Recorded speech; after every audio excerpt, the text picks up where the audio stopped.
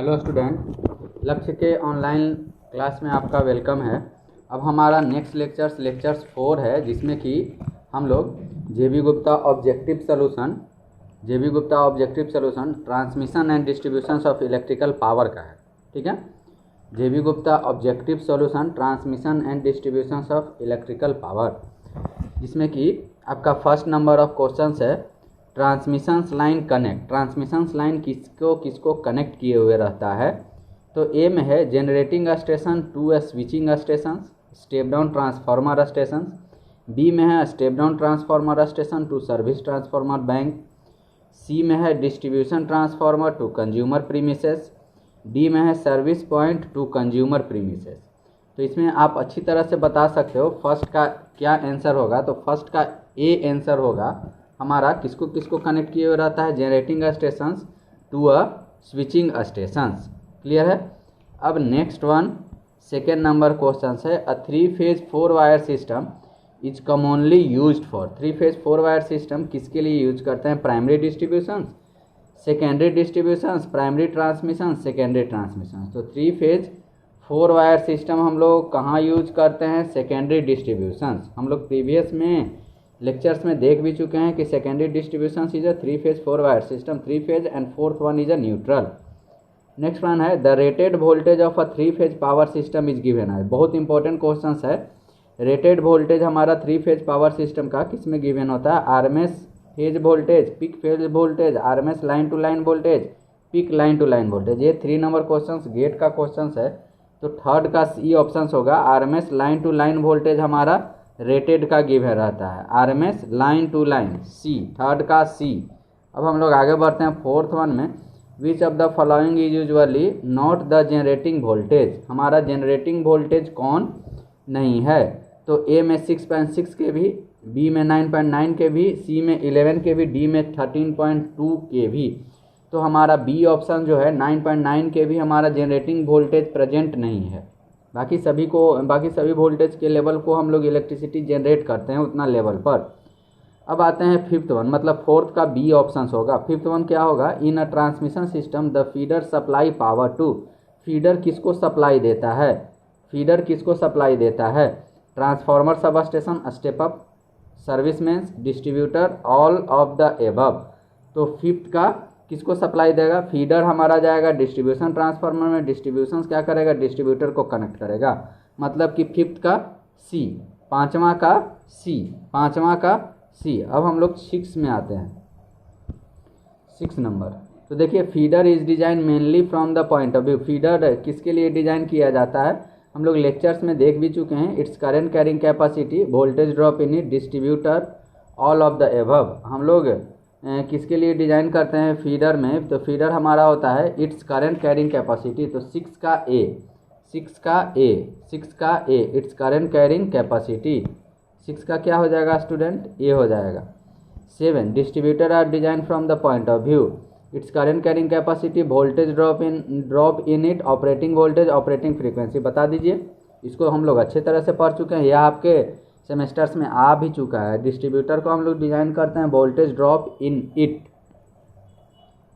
7 number का B, 7 का B.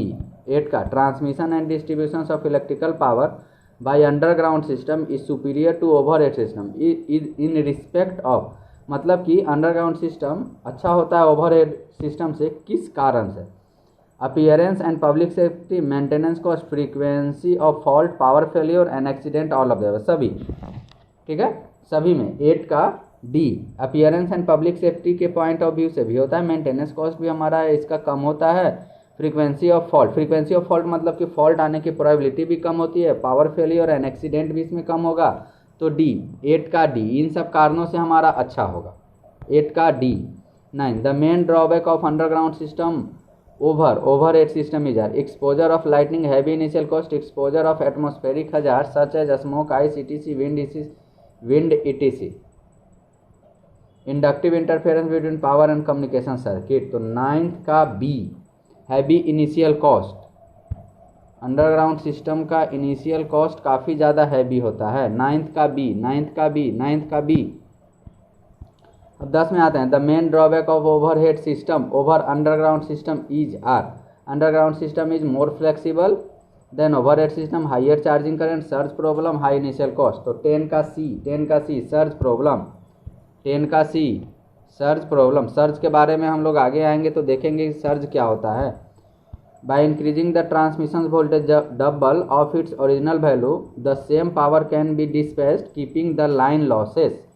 Line losses हमारा क्या हो जाएगा 11th का D 1/4 ऑफ ओरिजिनल वैल्यू। इसको सॉल्व किए हुए हैं लेक्चर के अंतिम में, आपको एक पेज में सॉल्व किया हुआ है। ऐसे 11th का D आंसर हो 11th का D।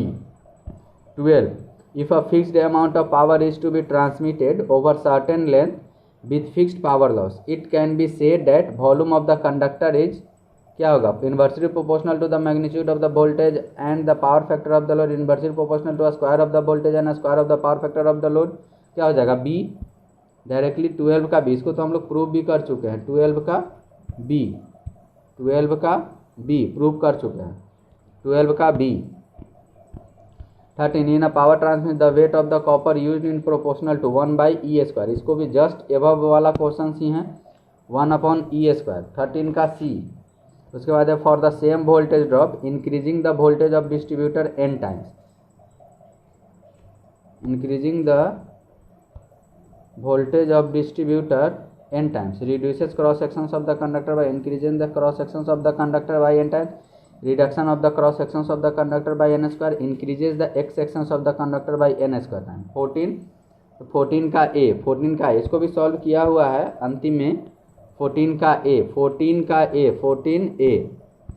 अब 15 the volume of the copper required for an AC transmission line is inversely proportional to, क्या होगा किसके इनवर्सली प्रोपोर्शनल होता है volume of the conductor, current के नहीं, वोल्टेज हाँ, पावर फैक्टर हाँ, मतलब कि D both B and C, D आ जाएगा B and C, D B and C। Next है 16 improving power factor reduces current for a given output, increases losses in the line, increase the cost of the AF। 16 का आंख बंद कर करे मान लो, इस तरह का ऑप्शन सी है। 17 for the same conductor length same amount of power same losses and same minimum voltage to earth which system required minimum conductor area. कौन से सिस्टम के लिए मिनिमम कंडक्टर एरिया लगता है, तो 17 का 3 वायर DC, 17 का C, 17 का D 3 वायर DC में कम कंडक्टर एरिया लगेगा। 17 का D 3 वायर DC, 17 का D। नेक्स्ट है 18 विच of the following distribution system is preferred for good efficiency and high economy. Good efficiency and high economy के लिए हमारा कौन सा सिस्टम सबसे बेटर है, तो 18 का D 3 phase 4 wire system, 3 phase 4 wire system 18 का D। 19 with the same maximum voltage to earth which of the following AC system with 0.8 power factor will need more copper in comparison to DC 2 wire system। इसका 19 का हो जाएगा D, 19 का D, ठीक है 19 का D 3 phase 4 wire neutral outer. The main reason for using high voltage for long distance power transmission, इसको हम लोग बताए reduction in transmission losses, time नहीं होगा, इंक्रीज इन ए ऑप्शन हो जाएगा 20 का ए। अब आ जाओ 21 66 kV is suitable for transmission over, ये सब तो हम लोग आगे भी डिस्कस करेंगे। तो 21 का आंसर क्या हो जाएगा 66 kV 21 B 60 किलोमीटर, 21 का B आंसर हो जाएगा 60 kilometre. 22 3 megawatt power is to be transmitted over a distance of 30 km, the desirable transmission voltage will be 22 का B 33 kV। 22 भी आपको बना हुआ है, आगे इसके PDF में 22 बना दिए हैं, ठीक है तो देख लो। 11 नंबर क्वेश्चन आपका बना हुआ है for a transmission of a given amount of power if transmission voltage is double current will be half and therefore line losses will be reduced to 1/4 of the original value, line loss is directly proportional to I²। 14 भी देख लो, if supply voltage is increased n times then for a given power to be delivered the current is reduced to 1/nth of the size of the cable, 1/nth, so the size of the cable is also reduced approximately 1/nth 14 और 22 का एक empirical formula आता है। इसी formula पर हम जब put करेंगे तो हमारा ऑप्शन सारा 34.24 आंसर, लेकिन इसके नज़दीक हमारा 33 किलो वोल्ट है, इसलिए 33 किलो वोल्ट वाले को सही बोला गया।